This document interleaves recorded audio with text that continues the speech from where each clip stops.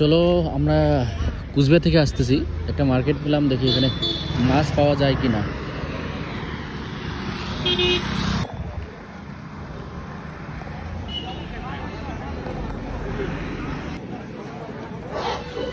কি নাই, লোকাল কোনো মাছ পাওয়া যায় না? না, এটা কি মাছ কয়, পাবো না? মাছ কয় পাবদা, মানে আমার আসামিসি কয় পাবো। কত করে এটা? 100 টাকা। কম কত নেওয়া যাবে?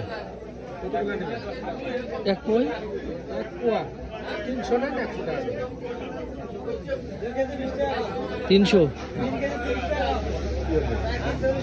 দেখি কয়টা ওটা 300।